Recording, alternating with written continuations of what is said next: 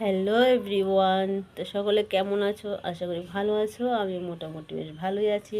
তো দেখেছো এখানে পুয়ের ডুগাটা তো কালকে এনেছি, আমি কেটে কুটে কালকে রেখে দিয়েছি। তো এখন রান্না করব, ঠিক আছে? পুয়ের ডুগা চচ্চড়ি। তো তার সাথে এখন দিয়ে দেবো দুটো আলু। তো চলো কেটে কুটে ভালো করে রেডি করে নিই, ধুয়ে টুয়ে তারপরে রান্নাটা বসাবো। তো দেখতে হলে পাশে থাকো, স্কিপ করো না, সম্পূর্ণ ভিডিওটা দেখার চেষ্টা করো। পুয়ের ডুগা চচ্চড়ি। তো আমি তো চচ্চড়ির জন্য কড়াইয়া বসিয়ে দিয়েছি, তেলও গরম হয়ে গিয়েছে। এখন দিয়ে দেবো তার মধ্যে কিছুটা পরিমাণ কালো জিরে। কালো জিরেটা তো আমার ভাজা হয়ে গিয়েছে। তো এখন দিয়ে দেবো পেঁয়াজ কুচি।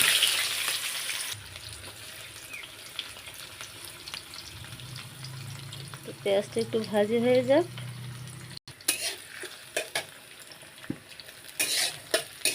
পেঁয়াজটা একটু ভাজি ভাজি হয়ে গেলে তারপর দিয়ে দেবো সবজিটা। তো পেঁয়াজটা তো আমার হালকা ভাজি হয়ে গেছে। এখন দিয়ে দেবো এই যে কেটে রাখা আলু আর পুয়ের ডুগা।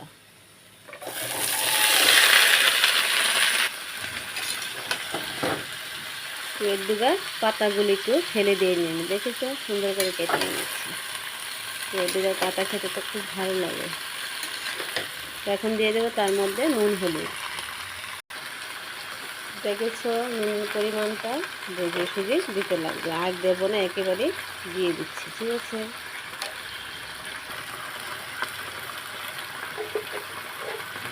হলুদ গুঁড়ো দিয়ে দিলাম।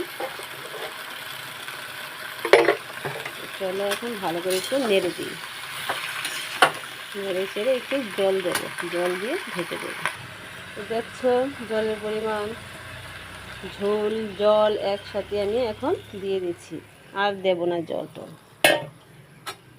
ভালো করে সিদ্ধ হয়ে যাক। এখন পেস্ট করে নেব সর্ষে। সর্ষে দিয়ে খাবো তো সবজিটা, সেই জন্য সর্ষে পেস্ট করবো এখন। তো চলো এখন ঢেকে দিই একটু, তার কোনো রকম জল টল দেবো না তার মধ্যে।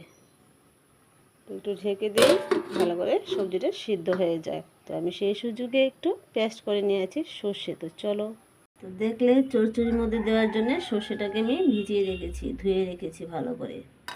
আর দিয়ে দেবো এই যে লঙ্কা 5টা, আর একটু রসুন দিয়ে দেবো পেস্টের মধ্যে। তো চলো সেগুলিকে আমি তুলে নিই। তো দেখলে নিয়ে নিলাম, যদিও আমি মিক্সিতে পেস্ট করি না, মিক্সচারে, ঠিক আছে?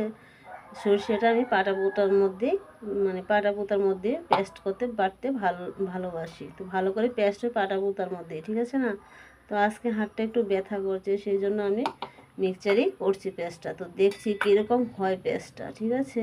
যদিও আমি মিক্সচারে করি না সর্ষে বাটাটা, তা আজকে করতে লাগবে, হাতটা একটু ব্যথা গো।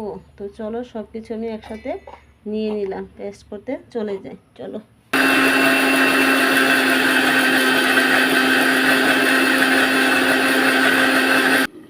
চলো একটু দেখে নিই সবজি কি বলছে।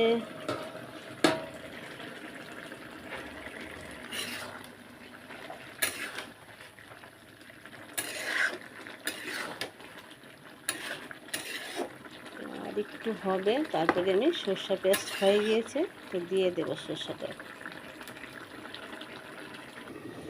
দেখেছো আমার এখানে ভাত অলরেডি হয়ে গিয়েছে। তো চলো মাঠটাকে আমি প্রথমে ঝরিয়ে নিই, তারপরেই না আমি তরকারিটা কমপ্লিট করতে পারবো, ঠিক আছে না? তো মাঠটা আমি ঝরিয়ে নিই, পাশে থাকো, দেখতে থাকো। তো দেখলে সামান্য একটু চিনিও দিয়ে দিলাম সবজিটার মধ্যে, সর্ষে দেবো তো সেই জন্য। এখন দিয়ে দেবো সর্ষে, কাঁচা লঙ্কা আর রসুন পেস্ট করে নিয়েছি একসাথে। বাটিটা ধুয়ে একটু জল দিয়ে দেবো। দেখেছি আমার সর্ষে পেস্টটা, যতই বলো সর্ষে পেস্ট পাটা পোতার মতন সুন্দর হয় না। মিক্সিতে করেছি আজকে, ঠিক আছে? দেখেছো তোমরা, তো দেখেইছি মিক্সিতে করেছি, আমি মিক্সিতে ওইসব করি না সবসময়। তো চলো সবজিটা একটু নেড়ে দিই। আর আমি তো সর্ষে দিয়ে যে কোনো জিনিস রান্না করলে একটু চিনি দিই তার মধ্যে, চিনি দিলে সর্ষেটা স্বাদ বাড়ে, ঠিক আছে? সব তরকারির মধ্যে আমি চিনি দিই না, সর্ষে দিয়ে যা কিছু রান্না করি তো একটু চিনি দিতে ভালোবাসি। তো দেখেছো একটু চিনি দিয়ে নিয়েছি।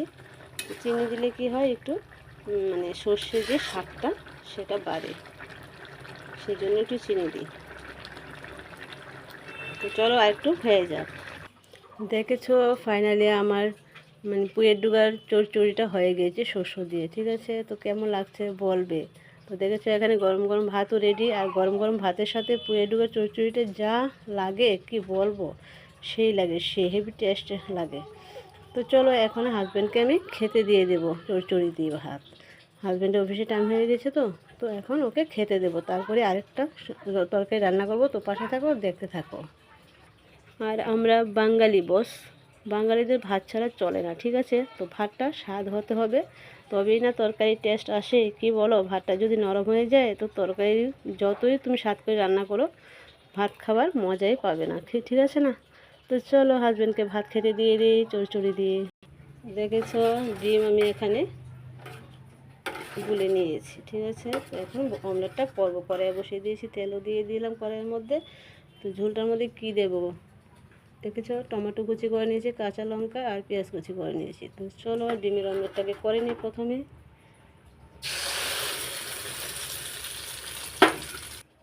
দেখলে ডিমের অমলেটটা আমি সুন্দর করে করে নিয়েছি অমলেটটা। এখন দিয়ে দেবো পেঁয়াজ কুচিটা। পেঁয়াজ কুচিটা একটু ভাজি ভাজি হয়ে যায়, তারপরে দিয়ে দেবো তার সাথে সব কিছু মশলা এক এক করে, ঠিক আছে? তো পেঁয়াজটা একটু ভাজি হোক। দেখেছো পেঁয়াজটা আমার হালকা ভাজি হয়ে গিয়েছে, এখন দিয়ে দেবো টমেটো কুচি আর কাঁচা লঙ্কাটা।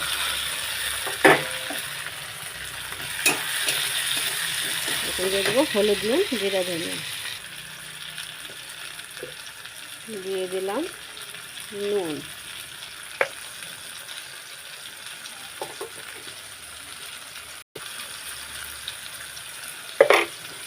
ভালো করে একটু নেড়ে দিই।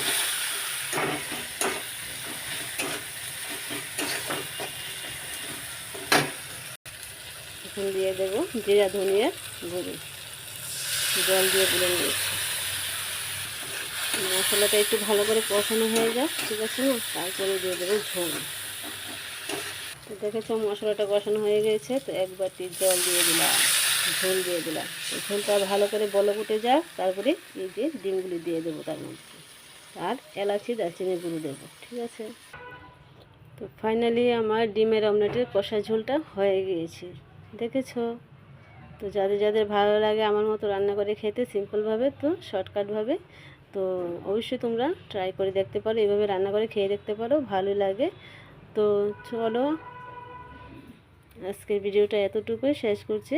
তো দেখা হবে নেক্সট কোনো ভিডিওতে। যদি ভালো লেগে থাকে অবশ্যই লাইক কমেন্ট করো। তো বাই, টাটা। আর যারা যারা সম্পূর্ণ ভিডিওটা দেখেছো তাদের জন্য অনেক অনেক ধন্যবাদ, অনেক অনেক থ্যাঙ্কস।